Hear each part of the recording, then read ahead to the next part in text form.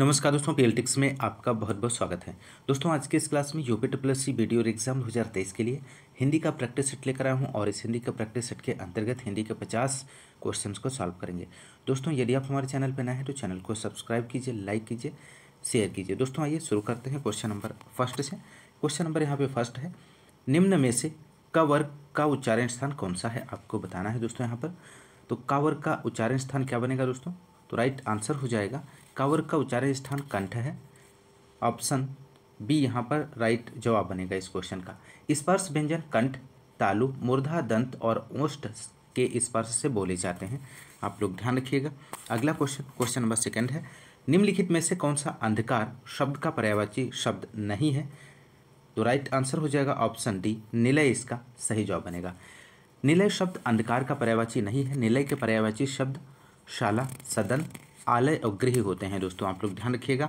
अगला question number third है, निम्नलिखित में से कौन से यमुना के सही पर्यायवाची शब्द हैं, आपको बताना है दिए गए ऑप्शंस में से। तो राइट जवाब बनेगा दोस्तों ऑप्शन ए, अर्कसुता, रवित नया, कालिंदी। यहाँ पे राइट आंसर हो जाएगा। अगला क्वेश्चन नंबर 4 है, अतिवृष्टि, अदृश्य, आकर्षण शब्दों के सही विलोम शब्द होंगे, इनमें से कौन से होंगे दोस्तों? तो राइट जवाब हो जाएगा ऑप्शन ए, अनावृष्टि, सदृश्य और विकर्षण इसका सही जवाब है। अगला क्वेश्चन नंबर 5 है, निम्नलिखित शब्दों के सही पर्यायवाची शब्द होंगे क्रमशः पेड़, उत्तम और लता के पर्यायवाची आपको बताना है दोस्तों। तो राइट आंसर यहाँ पे हो जाएगा ऑप्शन बी, बेटप, मुख्य और बेल। यहाँ पे राइट जवाब बनेगा दोस्तों। पेड़ के अन्य पर्यायवाची होते हैं, बेटप होता है दोस्तों, तरु होता है। उत्तम के अन्य पर्यायवाची की यदि हम बात करें तो उत्तम मीन्स का पर्यायवाची हो जाएगा श्रेष्ठ और सर्वोत्तम। लता के अन्य पर्यायवाची हो जाएंगे वल्लरी और प्रतान। अगला क्वेश्चन नंबर 6, छोटी सी गलती पर पिताजी ने ऐसे उपदेश दिए कि मैं नतमस्तक हो गया, प्रस्तुत वाक्य के रेखांकित अंश के लिए उचित मुहावरा होगा, इनमें से आपको बताना है। तो राइट आंसर यहाँ पे हो जाएगा दोस्तों ऑप्शन बी, शुक्ति बाण चलाना। ऑप्शन बी यहाँ पर सही जवाब बनेगा। अगला क्वेश्चन नंबर 7 है, लकड़ी कौन सी संज्ञा भेद का शब्द है? तो आपको बताना है दोस्तों यहाँ पे। तो राइट जवाब बनेगा, लकड़ी द्रव्यवाचक संज्ञा भेद का शब्द है और जिस संज्ञा शब्द से किसी धातु, द्रव्य, सामग्री, पदार्थ का बोध हो उसे द्रव्यवाचक संज्ञा कहते हैं। जैसे सोना है, चांदी, लोहा, ये सभी जो हैं द्रव्यवाचक संज्ञा है दोस्तों। अगला क्वेश्चन नंबर 8 है, दिए गए बाईं ओर के शब्दों को दाईं ओर के उनके विलोम शब्दों से मिलाइए। तो यहाँ पर आपको इसका मिलान करना है। तो यहाँ पर ऑप्शन ए में दिया गया है उर्वरक, उर्वर यहाँ पे दिया गया है, उर्वर का ओसर से हो जाएगा, ऑप्शन ए से मिलान हो जाएगा। बंजर का उपजाऊ से हो जाएगा दोस्तों। गरिमा का ऑप्शन डी से हो जाएगा लघिमा, और आग्रह का दुराग्रह से हो जाएगा दोस्तों यहाँ पर मिलान। तो राइट आंसर बनेगा ऑप्शन सी, 1 का ए, 2 का बी, 3 का डी और 4 का सी, यहाँ पर राइट जवाब बनेगा दोस्तों। अगला क्वेश्चन नंबर 9 है, निम्नलिखित विकल्पों में से कौन सा दीर्घ स्वर नहीं है, इनमें से आपको बताना है। तो राइट आंसर हो जाएगा ई, दीर्घ स्वर नहीं है, ऑप्शन सी इसका राइट जवाब बनेगा दोस्तों। अगला क्वेश्चन नंबर 10 है, तुम रात को कहानी सुनाई, उक्त वाक्य में कौन सा भाग गलत है? तो राइट जवाब हो जाएगा ऑप्शन ए, तुम रात को कहानी सुनाई, वाक्य में तुम वाले भाग में गलती है। यहाँ तुम के स्थान पर तुमने का प्रयोग होगा, इस प्रकार शुद्ध वाक्य बनेगा तुमने रात को कहानी सुनाई। तो ऑप्शन ए यहाँ पर राइट जवाब बनेगा। क्वेश्चन नंबर 11 है, जिसको आपने बुलाया था वह विद्यालय के, प्रस्तुत वाक्य में कौन से सर्वनाम का प्रयोग हुआ है? तो राइट जवाब ऑप्शन डी हो जाएगा, संबंधवाचक, ऑप्शन डी सही जवाब बनेगा दोस्तों यहाँ पर। अगला क्वेश्चन नंबर 12 है, दिए गए बाईं ओर के शब्दों को दाईं ओर के उनके विलोम शब्दों से मिलाइए। तो यहाँ पर आपको मिलान करना है दोस्तों। तो राइट आंसर यहाँ पे बनेगा ऑप्शन बी, राइट जवाब हो जाएगा। 1 का बी, 2 का ए, 3 का डी और 4 का सी यहाँ पर राइट जवाब बनेगा। तो स्थूल का मिलान हो जाएगा दोस्तों, स्थूल का ऑप्शन बी से हो जाएगा, सूक्ष्म होता है। स्नेहा सिक्त, स्नेहा सिक्त का मिलान स्नेहा रिक्त हो जाएगा, ऑप्शन ए से मिलान हो जाएगा। ऑप्शन थर्ड में विराट दिया गया है, विराट का मिलान हो जाएगा ऑप्शन डी से, क्षुद्र से हो जाएगा। और मौन का विलोम सस्वर से हो जाएगा दोस्तों। तो इस प्रकार से ऑप्शन बी राइट जवाब बनेगा। अगला क्वेश्चन नंबर 13 है, मेरे को पुस्तक चाहिए प्रस्तुत वाक्य में कौन सा भाग गलत है आपको बताना है दोस्तों। तो राइट जवाब बनेगा यहाँ पर दोस्तों मेरे को पुस्तक चाहिए में मेरे को भाग में गलती है दोस्तों। यहाँ मेरे को के स्थान पर मुझे का प्रयोग होना चाहिए, इस प्रकार शुद्ध वाक्य होगा मुझे पुस्तक चाहिए। तो राइट आंसर ऑप्शन बी हो जाएगा। अगला क्वेश्चन नंबर 14 है, वह किला जिसे तुमने देखा था वह अब खंडहर हो गया, प्रस्तुत वाक्य में कौन सा भाग गलत है आपको बताना है दोस्तों। तो राइट आंसर हो जाएगा वह किला जिसे तुमने देखा था वह अब खंडहर हो गया में वह अब वाले भाग में गलती है दोस्तों। यहाँ वह अब के स्थान पर अब का प्रयोग होना चाहिए, इस प्रकार शुद्ध वाक्य होगा वह किला जिसने तुमने देखा था अब खंडहर हो गया। तो राइट आंसर ऑप्शन सी हो जाएगा, सी होगा दोस्तों। क्वेश्चन नंबर अगला है, क्वेश्चन नंबर 15 है, मस्ती में गाड़ी चला रहे सुमोन के सामने अचानक ट्रक आ जाने से वह गहरी नींद से जाग गया, प्रस्तुत वाक्य के रेखांकित अंश के लिए उचित मुहावरा होगा, इनमें से कौन सा होगा। तो राइट आंसर बनेगा दोस्तों ऑप्शन डी, तंद्रा भंग हो जाना। ऑप्शन डी यहाँ पर राइट जवाब बनेगा दोस्तों। नेक्स्ट क्वेश्चन नंबर 16 है, लोकोक्तियों को उनके सही अर्थों से मिलान करें दोस्तों। तो यहाँ पर आपको मिलान करना है दोस्तों। तो राइट आंसर यहाँ पे हो जाएगा दोस्तों ऑप्शन डी, 1 का सी, 2 का डी, 3 का ए, 4 का बी यहाँ पर राइट जवाब बनेगा। पहला दिया गया है मान न मान मैं तेरा मेहमान, इसका मिलान हो जाएगा जबरदस्ती गले पड़ना। तो ऑप्शन डी से तो इसका मिलान हो जाएगा ऑप्शन सी से। सेकंड में दिया गया सुनिए सबकी करिए मन की, तो इसका मिलान हो जाएगा दोस्तों अंतःकरण की बात माननी चाहिए। तो ऑप्शन डी से मिलान हो जाएगा। थर्ड में दिया गया है काला अक्षर भैंस बराबर, तो इसका मिलान हो जाएगा बिल्कुल अनपढ़। ऑप्शन ए से हो जाएगा। जैसे नागनाथ वैसे सांपनाथ, तो इसका मिलान हो जाएगा दोस्तों यहाँ पर दोनों ही दुष्ट। ऑप्शन बी से हो जाएगा। तो इस प्रकार से ऑप्शन डी राइट जवाब बनेगा। अगला क्वेश्चन नंबर 17 है, हम और तुम और श्याम को अवश्य जाना, उक्त वाक्य में कौन सा भाग गलत है। तो गलत भाग का आपको चयन करना है। तो यहाँ पर दोस्तों राइट आंसर हो जाएगा ऑप्शन ए, हम और तुम और श्याम को अवश्य जाना है। दिए गए वाक्य के हम और तुम वाले भाग में गलती है दोस्तों, इसके स्थान पे हम तुम होना चाहिए, इस प्रकार शुद्ध वाक्य होगा हम तुम और श्याम को अवश्य जाना है। इस प्रकार से शुद्ध वाक्य बनेगा दोस्तों। राइट आंसर ऑप्शन ए हो जाएगा। अगला क्वेश्चन नंबर 18 है, मुहावरों को उनके सही अर्थों से मिलान करें दोस्तों। तो यहाँ पर राइट जवाब जो बनेगा दोस्तों ऑप्शन ए बनेगा, 1 का ए, 2 का बी, 3 का सी और 4 का डी राइट जवाब होगा। तो फर्स्ट में दिया गया है दोस्तों, इसका मिलान करना है आंचल पसारना। तो आंचल पसारना का मतलब होता है प्रार्थना करना। ऑप्शन ए से मिलान हो जाएगा। सेकंड में दिया गया है उड़ती चिड़िया पहचानना, मन की बात जान लेना, मिलान हो जाएगा बी से। थर्ड में दिया गया है कंचन बरसना, तो कंचन बरसना का मतलब होता है लाभ ही लाभ होना, सी से मिलान हो जाएगा। 4 का दिया गया कलम तोड़ना, तो कलम तोड़ना बहुत अच्छा लिखना। तो इस प्रकार ऑप्शन ए यहाँ पर राइट जवाब बनेगा। अगला क्वेश्चन नंबर 19 है, निम्नलिखित शब्दों के सही पर्यायवाची शब्द होंगे, इनमें से आपको बताना है ब्रह्मा, सेवक और ग्रीष्म के। तो यहाँ पर इस क्वेश्चन का राइट आंसर हो जाएगा ब्रह्मा, सेवक और ग्रीष्म के पर्यायवाची शब्द बनेंगे दोस्तों चतुरानन, भृत्य व निदाद। तो ऑप्शन सी यहाँ पे राइट जवाब हो जाएगा दोस्तों, चतुरानन, भृत्य और निदाद, ऑप्शन सी राइट जवाब बनेगा दोस्तों। अगला क्वेश्चन नंबर 20 है, दिए गए बाईं ओर के शब्दों को दाईं ओर के उनके विलोम शब्दों से मिलाइए। तो यहाँ पर आपको मिलान करना है इस क्वेश्चन में भी। तो यहाँ पर पहला दिया गया है दोस्तों गणतंत्र, इसका विलोम हो जाएगा दोस्तों राजतंत्र, ऑप्शन ए से हो जाएगा। सेकंड में है स्वतंत्र, स्वतंत्र का परतंत्र से हो जाएगा। थर्ड में है वैतनिक, वैतनिक का अवैतनिक हो जाएगा, ऑप्शन सी से। 4 में दिया गया दहन, दहन का शमन से हो जाएगा। तो इस प्रकार यहाँ पे राइट जो जवाब बनेगा ऑप्शन सी बनेगा, 1 का ए, 2 का बी, 3 का सी, 4 का डी। अगला क्वेश्चन अगला है, प्रश्न संख्या 21 से 25 तक निम्नलिखित गद्यांश को ध्यानपूर्वक पढ़ें तथा गद्यांश में वर्णित तथ्यों के आधार पर उत्तर दें। तो यहाँ पे दोस्तों हिंदी का गद्यांश दिया गया है, इसे आप ध्यान से पढ़ लीजिए। भारतीय राष्ट्रवादी नेता मोहनदास करमचंद गांधी का जन्म 2 अक्टूबर 1869 को पोरबंदर के काठियावाड़ भारत में हुआ था। उन्हें महात्मा गांधी के नाम से पुकारा जाता है। उनकी पढ़ाई लंदन इंग्लैंड से पूरी हुई। वर्ष 1893 में वे दक्षिण अफ्रीका चले गए, वहाँ जहाँ वे 20 वर्षों तक भारतीयों के लिए रंगभेद कानून का विरोध करते रहे। सत्याग्रह या अहिंसक सविनय अवज्ञा के जरिए प्रदर्शित करने के अगुवा के रूप में वे अपने समय के एक बड़े राजनैतिक और आध्यात्मिक नेता बन गए। आज पूरी दुनिया में स्वतंत्रता संग्रामों में सत्याग्रह को सर्वाधिक ताकतवर दर्शनों में एक माना जाता है।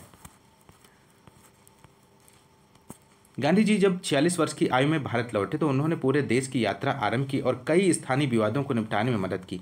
गांधी जी की अपार सफलता से उन्हें देश भर में इतनी प्रशंसा मिली कि उस दौर के एक प्रख्यात लेखक ने गांधी जी को महात्मा की पदवी दे डाली। उन्होंने स्वराज होम रूल आंदोलन का समर्थन किया और भारतीय राष्ट्रीय कांग्रेस के नेता बन गए। उन्होंने स्वतंत्रता प्राप्त करने के लिए अहिंसक असहयोग की नीति को बढ़ावा दिया। उनका लक्ष्य गरीब किसानों तथा श्रमिकों पर अत्याचारी कराधान तथा भेदभाव का विरोध करना था। उन्होंने गरीबी हटाने, महिलाओं के मुक्ति तथा जाति पात के भेदभाव को समाप्त करने के लिए संघर्ष किया। उनका अंतिम लक्ष्य भारत के लिए स्वराज्य हासिल करना था। तो दोस्तों ये रहा हिंदी का गद्यांश। इसके नीचे दिए गए क्वेश्चंस के आंसर को देख लेते हैं। क्वेश्चन नंबर 21 है, दक्षिण अफ्रीका में महात्मा गांधी ने किसके लिए खिलाफत लड़ाई लड़ी? आपको बताना है दोस्तों। तो यहाँ पर राइट आंसर हो जाएगा महात्मा गांधी ने दक्षिण अफ्रीका में भारतीयों के लिए अन्यायपूर्ण रंगभेद कानून के विरुद्ध लड़ाई लड़ी थी। तो ऑप्शन बी यहाँ पे राइट जवाब हो जाएगा दोस्तों। आप लोग ध्यान रखिएगा। अगला क्वेश्चन नंबर 22 है, स्वतंत्रता प्राप्त करने के लिए गांधी ने किन नीतियों की वकालत की थी? तो राइट जवाब बनेगा दोस्तों ऑप्शन ए, हिंसा का प्रयोग किए बिना भेदभाव के खिलाफ लड़ना। राइट जवाब हो जाएगा। अगला क्वेश्चन नंबर 23 है, दक्षिण अफ्रीका से वापस लौटने के तुरंत बाद गांधी जी ने अपना समय कैसे व्यतीत किया था? तो राइट जवाब हो जाएगा ऑप्शन डी, इसका राइट आंसर बनेगा दोस्तों। तो ऑप्शन डी यहाँ पे राइट आंसर हो जाएगा। अगला क्वेश्चन नंबर 24 है, प्रस्तुत अनुच्छेद में महान आत्मा पद के लिए कौन से एक शब्द का प्रयोग हुआ है? आपको बताना है दोस्तों यहाँ पर। तो राइट आंसर हो जाएगा महान आत्मा पद के लिए महात्मा शब्द का प्रयोग किया गया है। तो ऑप्शन बी यहाँ पे राइट जवाब बनेगा। अगला क्वेश्चन नंबर 25 है, महात्मा गांधी किसके अग्रगामी थे? तो महात्मा गांधी सत्याग्रह अथवा अहिंसक सविनय अवज्ञा के माध्यम से विरोध प्रदर्शित करने के लिए अग्रणी के रूप में वे अपने समय के लिए बड़े राजनीतिक और आध्यात्मिक नेता बने। आज पूरी दुनिया में स्वतंत्रता संग्रामों में सत्याग्रह को सर्वाधिक ताकतवर दर्शनों में एक माना जाता है। तो राइट आंसर ऑप्शन ए हो जाएगा सत्याग्रह। अगला क्वेश्चन नंबर 26 है, निम्नलिखित 6 वाक्यांशों में प्रथम व अंतिम निश्चित है, शेष को उचित क्रम में व्यवस्थित कीजिए। तो यहाँ पर दोस्तों दिए गए ऑप्शंस को आपको उचित क्रम में व्यवस्थित करना है दोस्तों। वाक्य का व्यवस्थित क्रम इस प्रकार है दोस्तों, प्राचीन काल में पुस्तकें हस्तलिखित होती थी, जिससे एक व्यक्ति के लिए विविध विषयों पर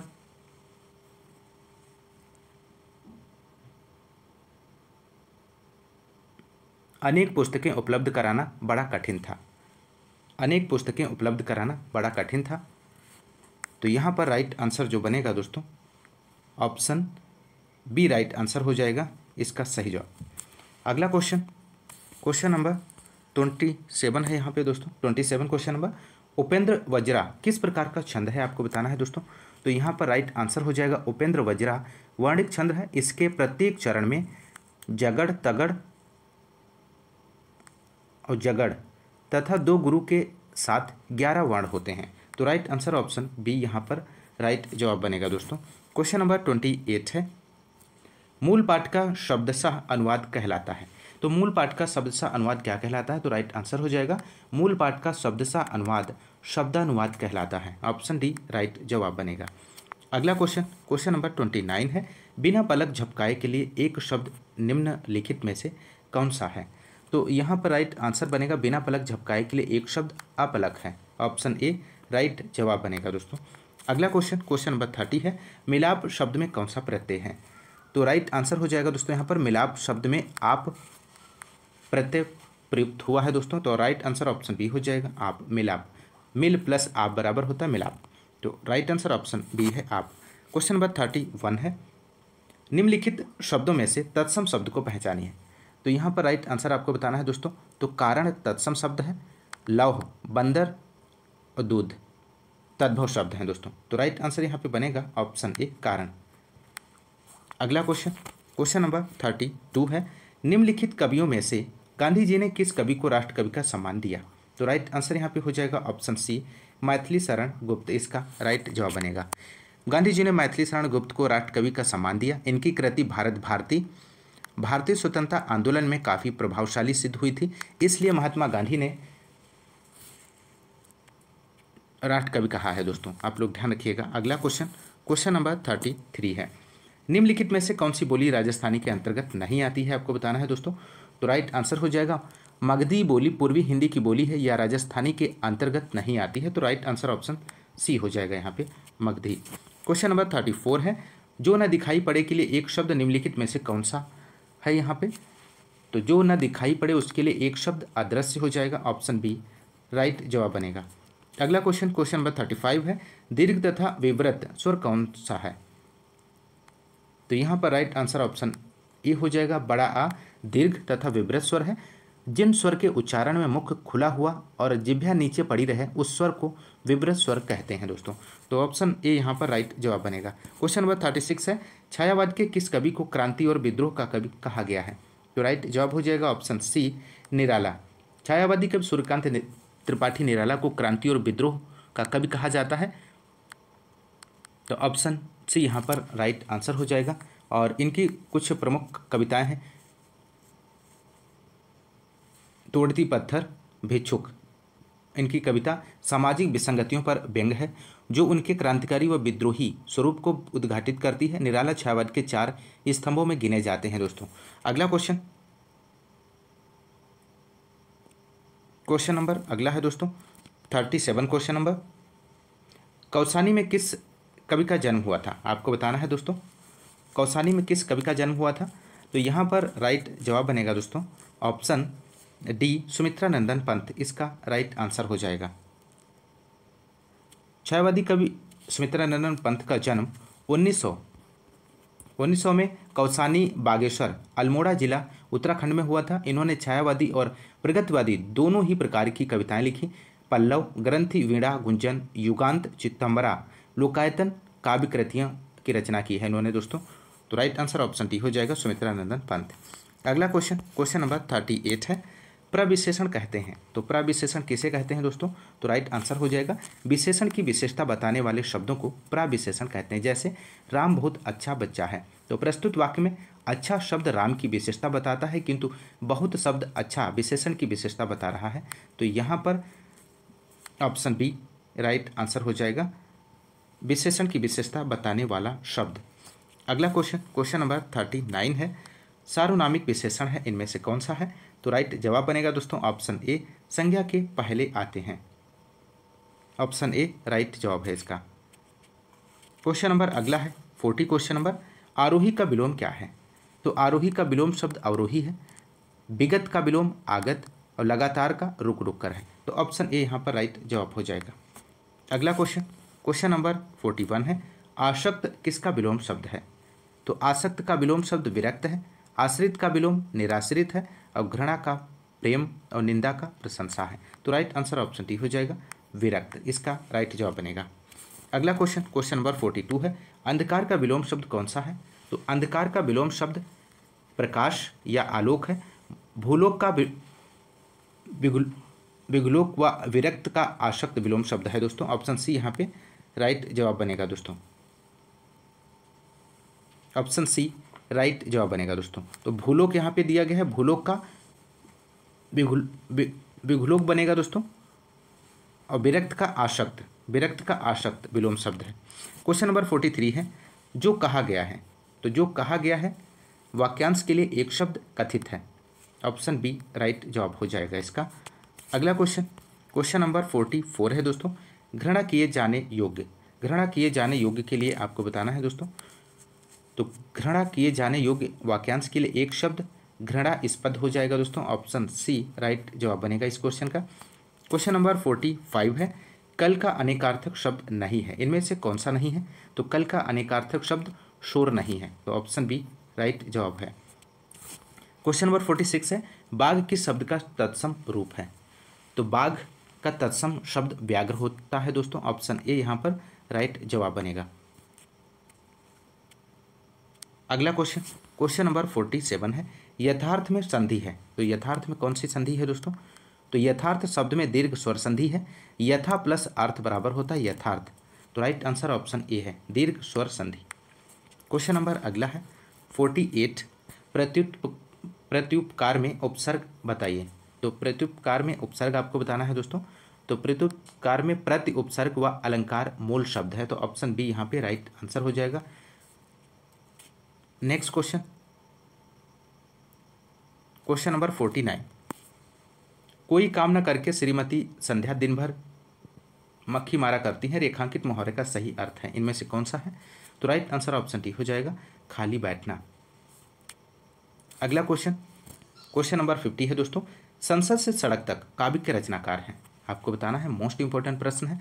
तो यहाँ पर राइट आंसर बनेगा दोस्तों। तो राइट आंसर ऑप्शन बी हो जाएगा, सुदामा पांडे धूमिल। ऑप्शन बी यहाँ पे राइट आंसर हो जाएगा। संसद से सड़क तक काव्य संग्रह के रचयिता सुदामा पांडे धूमिल हैं। इस काव्य संग्रह के माध्यम से धूमिल ने भारतीय राजनीति की विसंगतियों पर व्यंग्य किया है दोस्तों। तो दोस्तों यदि आपको क्लास पसंद आ रही है तो क्लास को ज़्यादा से ज़्यादा लाइक और शेयर करते रहिए दोस्तों आप लोग ज़्यादा से ज़्यादा सपोर्ट करिए दोस्तों। आज की इस क्लास में बस इतना ही, मिलते हैं नेक्स्ट क्लास में, तब तक के लिए नमस्कार, जय हिंद, धन्यवाद।